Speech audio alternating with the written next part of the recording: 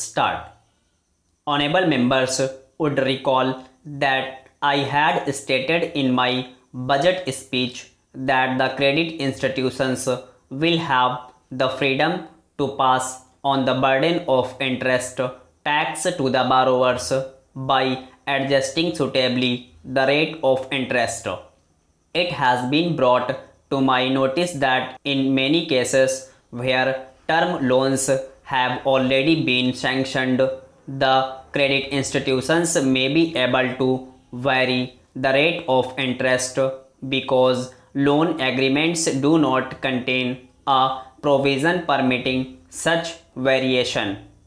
I propose to move an amendment to the bill to provide overriding legal authority to the institutions to vary the rate of interest if they so desire in order to pass on the burden of interest tax to the borrowers.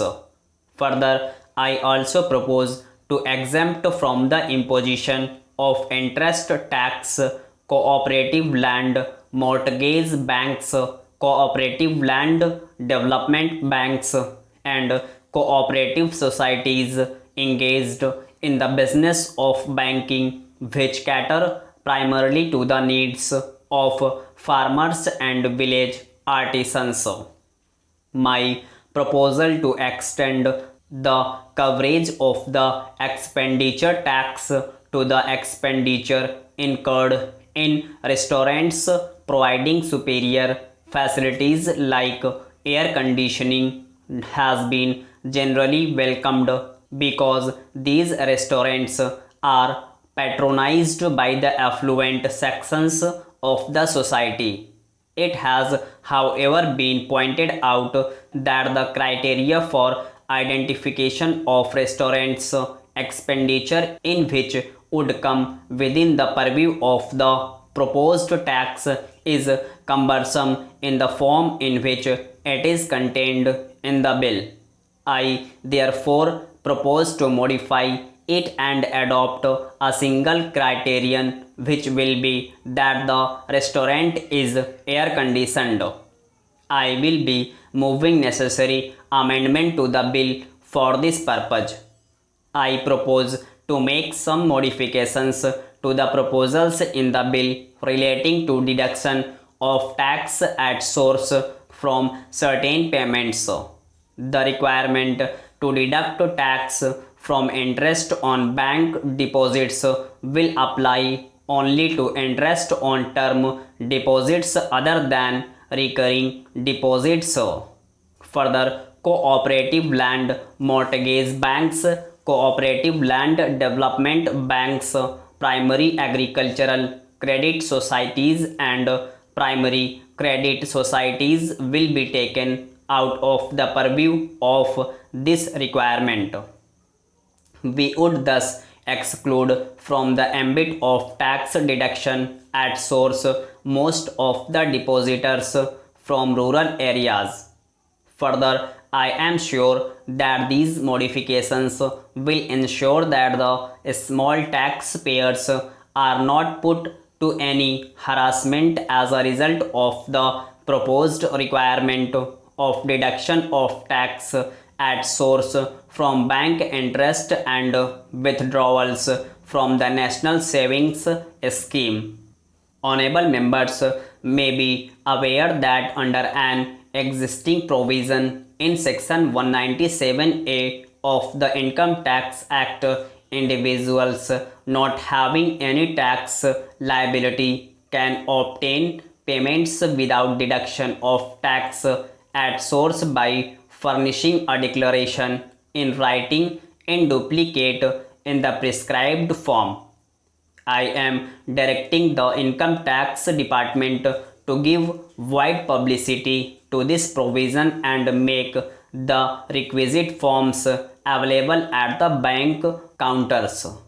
It has been brought to my notice that the proposed requirement of deducting tax at source from winnings from races and payment of commission on sale of lottery tickets would impose an onerous burden on persons responsible for paying these amounts.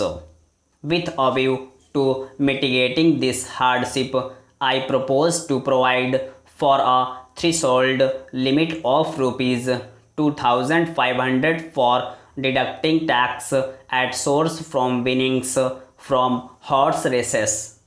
Tax will be deducted at source on commission etc. on sale of lottery tickets only if the payment at any time exceeds rupees 1000. I also propose to make a clarificatory amendment to section 32 of the Income Tax Act relating to deduction for depreciation in computing business profits for tax purposes. Under the proposed amendment, no depreciation will be allowed in respect of any plant and machinery, the cost of which gets amortized in one or more years under any other provision of the Income Tax Act.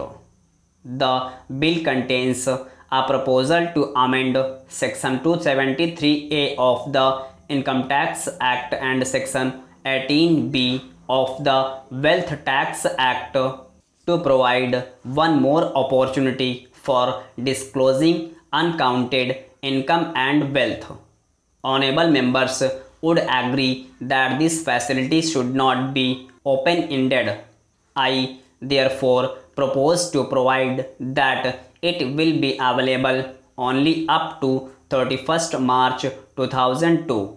The bill contains a proposal under which the discretion of the income tax authorities to entertain application for registration of charitable or religious trusts and institutions will be restricted to 3 years from the creation of trust or establishment of the institution.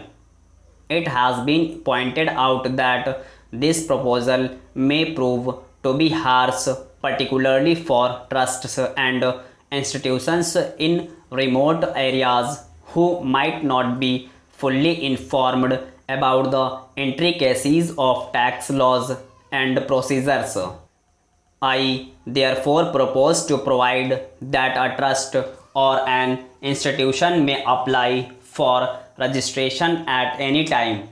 However, an application made after the expiry of 1 year from the date of its creation or establishment will relate back to the date of such creation or establishment only if the delay beyond the initial 1 year is for valid reasons. Stop.